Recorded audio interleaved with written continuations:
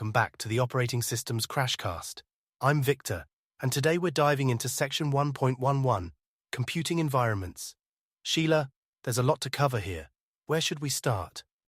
Hi, Victor. You're right. This section is packed with information.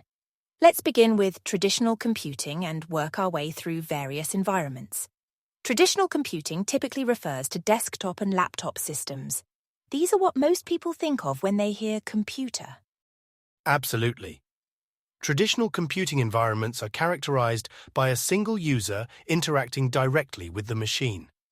The operating system here needs to balance user interface, resource management, and multitasking. But computing has evolved far beyond this, hasn't it? Indeed it has. Let's move on to mobile computing. This environment has exploded in popularity with smartphones and tablets. Mobile operating systems face unique challenges like power management, touch interfaces, and limited resources. Android and iOS are prime examples here. Great point, Sheila.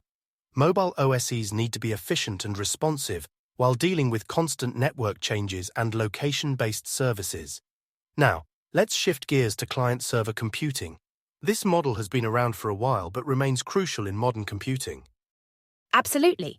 In client-server computing, we have client machines that request services or resources from more powerful server machines. This model is the backbone of many web applications and enterprise systems. The OS considerations here are quite different for clients and servers. Right.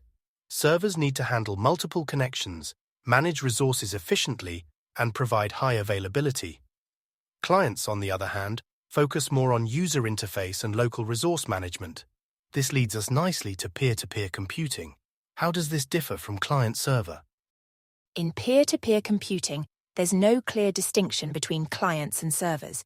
Each node can act as both, sharing resources directly with other nodes.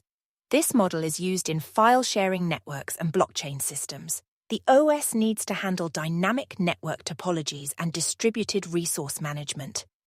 Excellent explanation. Now, we can't talk about modern computing environments without mentioning cloud computing. This has revolutionized how businesses and individuals think about computing resources. Absolutely, Victor. Cloud computing provides on-demand access to a shared pool of configurable computing resources. It encompasses various service models like infrastructure as a service, IaaS, platform as a service, PaaS, and software as a service, SaaS. Operating systems in cloud environments need to be highly scalable, support virtualization, and ensure security in a multi-tenant setup. Great points. The elasticity and pay-as-you-go model of cloud computing have made it incredibly popular. But let's not forget about a specialized environment, real-time embedded systems. These have unique OS requirements, don't they? They certainly do. Real-time embedded systems are found in everything from industrial control systems to medical devices. The key characteristic here is the need for deterministic timing behavior. The OS must guarantee that tasks will be completed within specific time constraints. This often means sacrificing other features for the sake of predictability and reliability. Excellent overview, Sheila.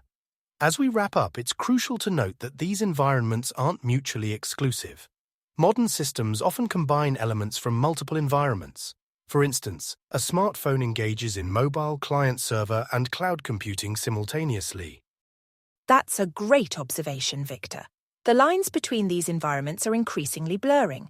This convergence presents both challenges and opportunities for operating system designers. They need to create flexible, efficient systems that can adapt to various computing paradigms. Absolutely. To recap, we've covered traditional computing, mobile computing, client-server computing, peer-to-peer computing, cloud computing, and real-time embedded systems. Each environment has its unique characteristics and challenges for operating systems. That's right, Victor.